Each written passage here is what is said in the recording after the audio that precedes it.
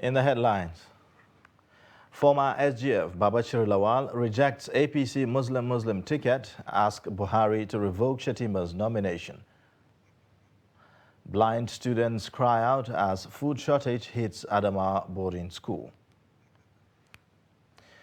And away from Nigeria, Sri Lanka declares state of emergency hours after president flees for Maldives.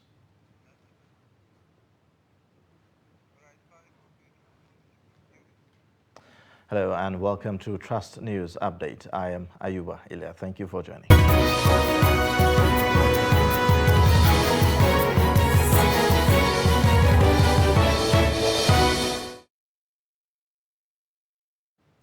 And now the details. Former Secretary to the Government of the Federation, Babachir Lawal, has rejected Senator Kashim Shettima as the vice presidential candidate of the All Progressives Congress in the 2023 general elections.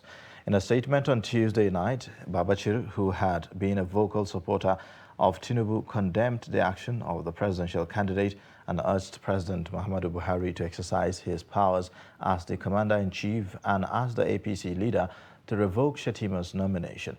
He also said that Tinubu must also be told that there will be consequences for this choice, as some Christians will revolt against the APC, and this will put the chances of his election in serious jeopardy.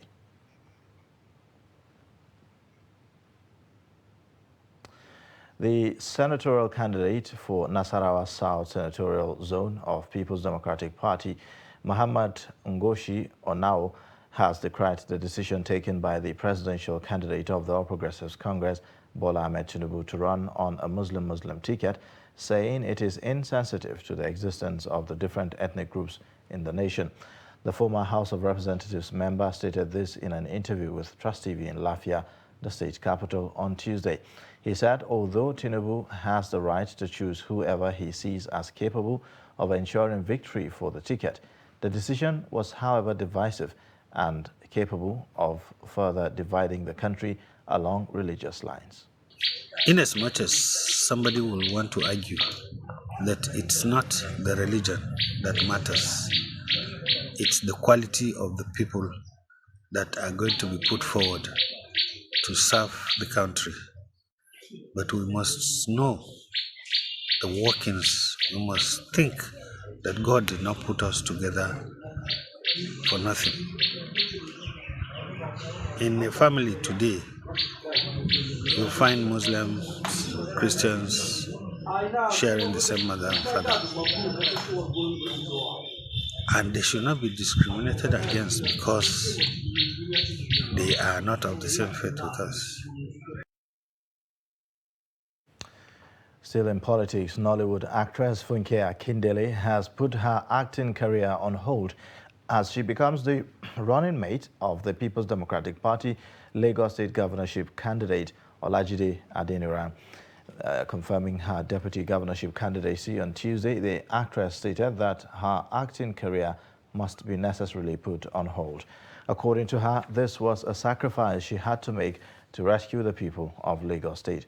The actor, who acknowledged that the decision is a huge personal sacrifice, noted that, the sacrifice is too big for the actualization of the urgent mission to rescue Lagosians and the state. The Independent National Electoral Commission on Tuesday said it has completed 12 out of 14 activities on the election timetable. INEC Chairman Professor Mahmoud Yakubu disclosed this in Osogbo, the state capital, at a stakeholders meeting attended by the Inspector General of Police Usman Alkali Baba, the Oni of Ife, Oba Adeye Enitan, as well as governorship candidates and representatives of the political parties in the state. Hamid Oyegbade files this report. The Osun State Governorship election will hold on Saturday, July 16th. It is the last major off-cycle election before the 2023 general election, which is just 227 days away. Chairman, Independent National Electoral Commission, INEC, Mahmoud Yakubu, says necessary arrangements have been put in place to ensure a successful poll in the state this weekend. The INEC chairman said the only two outstanding activities are the last day of campaign by political parties, which ends at midnight on Thursday, 14th of July 2022, and the election day activities on Saturday, 16th July 2022. While assuring residents that the election will be free and fair, he called on the people of the state to play their part to make the entire process successful. And specifically in sections 121, 126, and 127, there are specific penalties dealing with bribery, conspiracy, dealing with electoral offences on election day, and dealing with undue influence. And each of these sections, 121, 126, 127, prescribe punishment ranging from fines to terms of imprisonment or both. The Inspector General of Police, Osman Alkali Baba, said necessary arrangements have been put in place to ensure adequate security in the state throughout the election period. I also wish to assure that the personnel of the Nigeria Police Force and indeed all other security agencies that have been mobilized to complement the police shall remain impartial, calm, and professional in the exercise of our statutory duties as provided for in the Electoral Act as amended and other enabling laws. The Onyobife, Oba Adeyeye Enito Ogunwusi, warned politicians and their supporters against electoral violence to ensure a peaceful exercise. You are not greater than Osun. You are not greater than the state. The state is greater than you. Anything that is greater than you, there is a limit that you can do. Please, we're praying and begging and appealing to all of you, do not incite the youth of our very peaceful state. Do not use every means of desperation that you want to get there by all means. Let us leave everything to God Almighty. People know what is right, they have a sense of right and wrong in terms of what they want to do, in terms of who they want to support. Let us leave everything to the people, let us leave everything to the electorate, and let us leave everything to God Almighty. Now, blind students of Jada Special Education Boarding House have made a passionate plea to the Adamawa State government to come to their aid. A cross-section of students who spoke on condition of anonymity said sometimes they spend 2 weeks without getting a meal from the school. The students claim that even when they get the food, it is not suitable or safe to eat. They say that this forced many students to go out on streets begging for alms, a situation that is demeaning. Reports about 1,350,000 is earmarked monthly for the feeding of the students, comprising primary, junior and secondary school students, but to no avail. Speaking to Trust TV, principal of the Special Education Center, Jada Adamu Alhaji Umaru, said in the past they received assistance from government, not governmental organizations, Central Bank of Nigeria, philanthropists, religious groups, and the rest. But according to the students, the help does not reach them.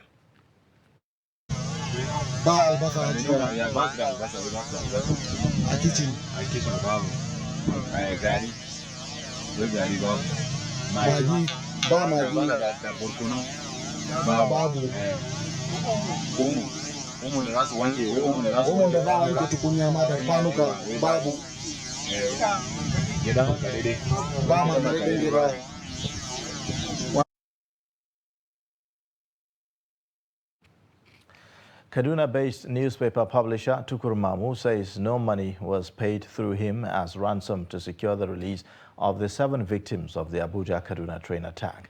The Kaduna-based publisher, who has been at the forefront of negotiations with the terrorists to secure the release of the victims, said 11 were earlier released through his efforts and that of security agencies. The report. After the attack of the AK-9 Kaduna-Abuja train, many people were abducted by the terrorists, while some killed. The Kaduna-based publisher Tukur Mamu, who has been in the forefront of the negotiation with the terrorists to secure the release of these victims, 11 were earlier released through his effort and the security agencies. Though Mamu announced his withdrawal from the negotiation, but he facilitated the release of the recent 7 victims. He says the media report that 700 million was paid as ransom to release the victims was unfounded. The claim that the sum of 800 million naira was paid, I think it is unfounded as far as I'm concerned. I gave my own car that went to the forest. I was there even though I didn't enter that place. And the people that were rescued, they can bear testimony if there is money that was given or not. When asked about the fate of the remaining victims who are still in the custody of the terrorists, he says nobody can determine when they will be released. What I'm encouraging the government is that I have succeeded in opening a door that hitherto is not there. So they should explore this means as a responsible government and ensure the release of these innocent victims as soon as possible. It is something that I repeated that can be done within 1, 2, 3 days. It is something that can be done. That is why I even told them that if you people cannot do it, give me the mandate, give me the go-ahead, give me the support. I will take responsibility if I did not succeed. While attributing his withdrawal from the negotiations to threat from some quarters, said that the 7 victims recently rescued from the hands of the terrorists confirmed that members of the terrorist group escaped after the Kuje prison attack arrived the forest before their release. Some of them threatening you because to some extent what we are achieving is exposing the ineptitude of some of them. What we are achieving is exposing the incapacity of some of them. I'm the first person that alerted the nation after this jailbreak that the same people that attacked the train are the same people that went to Kuje and freed their people.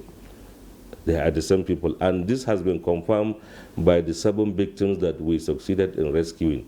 They said even before they left that place, virtually all of them that were released in Kuje are there in the bush. They have confirmed. With the withdrawal of Mamu from the negotiation with terrorists, relatives of the abductees are now left searching options. And on health matters, Zamfara State government worries over children under 5 infected with hepatitis B. The Executive Secretary, State Primary Health Care Board, Dr. Ismail Tukur, made this known during an awareness campaign on the disease, targeting the 14 local government areas of the state. The Executive Secretary, Zamfara State Primary Health Care Board, Dr. Ismail Tukur, disclosed that there are 19 million cases of hepatitis B in Nigeria. It is against this background that the Zamfara State government is conducting free screening exercise and creating awareness to residents of the state on prevention against the disease in the 14 local government areas of the state. He said the idea is to identify those with hepatitis B and prevent it from spreading further. Dr. Tukur explained that the source of transmission of hepatitis is vertical, from mothers to children. It is for this reason and other reason he said they are targeting women of childbearing age, adding that the state government is offering free screening exercise and vaccination to guard against the spread.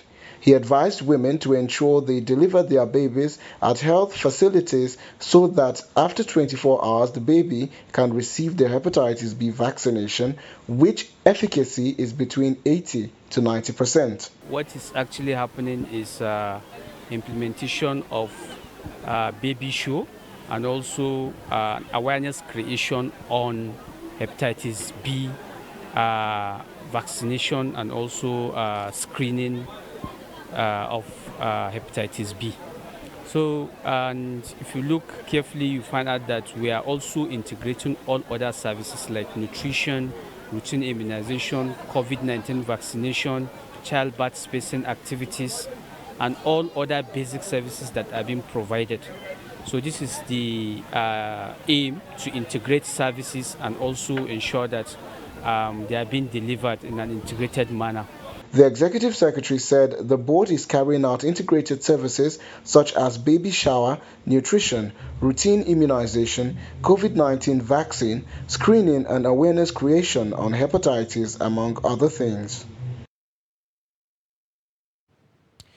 You're watching Trust News Update. Coming up shortly. Camels, beyond sports and transportation. Details and more after the break. To every politician, as the campaigns gain momentum and passions begin to rise, remember, the errors of your opponents do not make you a success. Do not run down your opponent and inflame passions to violence between and among your supporters. What counts is what you plan to do for the electorate and how you intend to relieve the sufferings and bring succor. Nigeria is in dire need of patriotic leaders at all levels, leaders who will make national development their priority. Concentrate on telling the electorate what you intend to do when you get into office. Focus on making your vision clear to the electorate. Don't engage in verbal abuses, fake news or speeches. Keep dealing with issues that will bring progress. You win the hearts and minds of the people by being above board, by being civil, patriotic, and showing empathy. Let's join hands to make the 2023 elections peaceful. A message from the National Orientation Agency.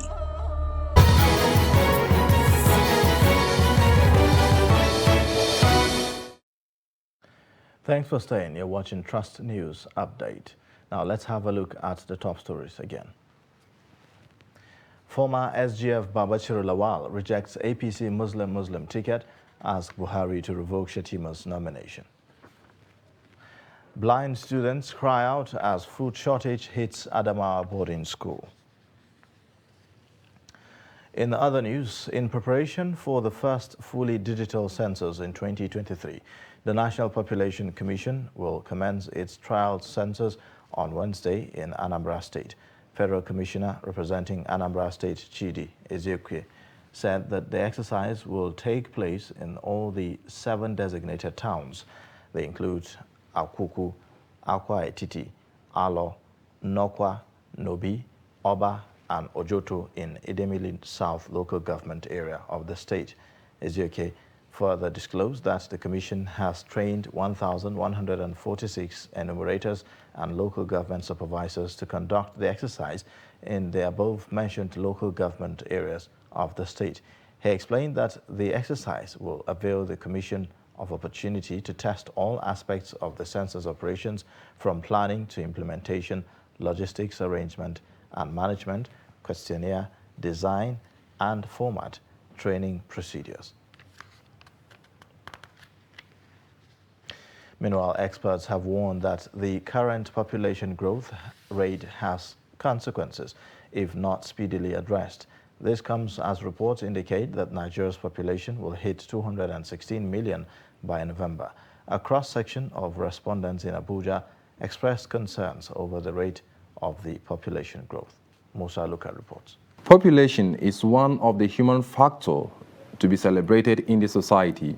Any society that fails to grow in population is at risk of extinction.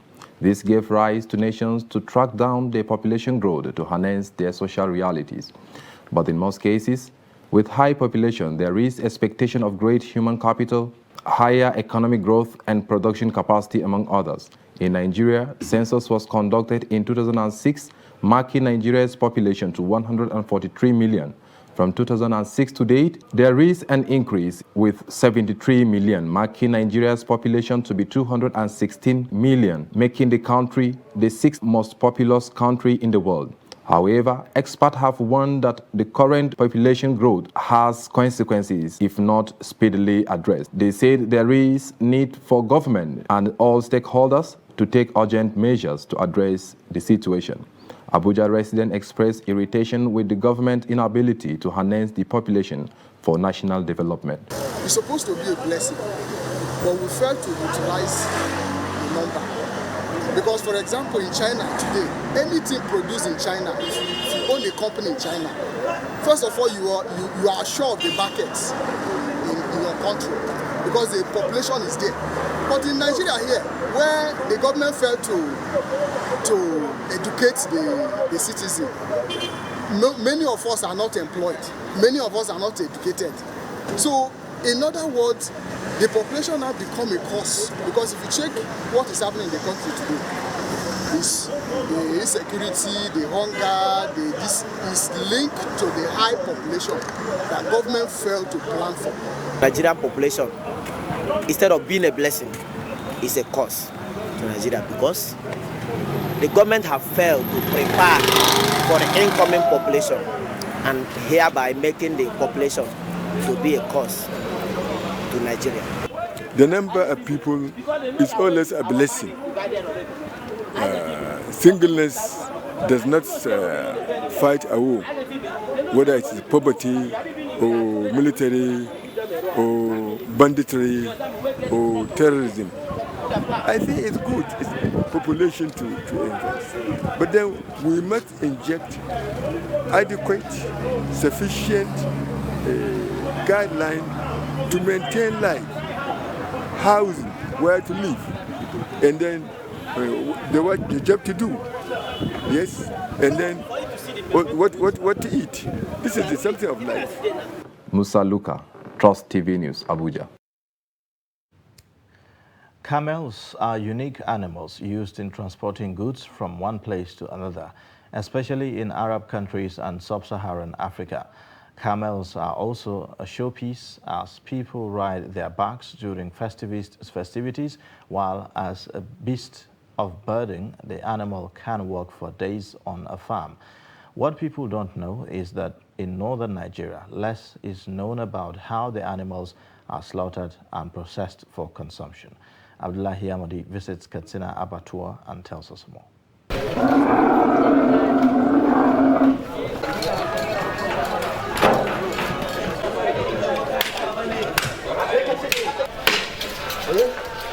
Camels are found mostly in the desert, arid and semi-arid regions of northern Nigeria, Niger Republic and other North African countries and the Middle East. One of the amazing features of camel is that the animal can go without water for 14 days.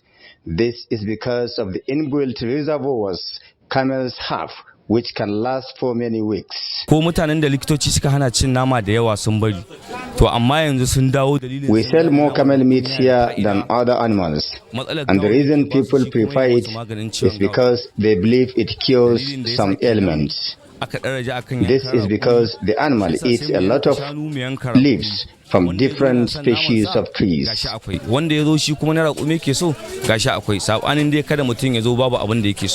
Katsina State, hundreds of camels are killed every day. After separating the meat from the skin, both are processed for ready consumers. Camel meat is very nice and is okay. Because of that one is sweet. The sweet is different than others. That is why.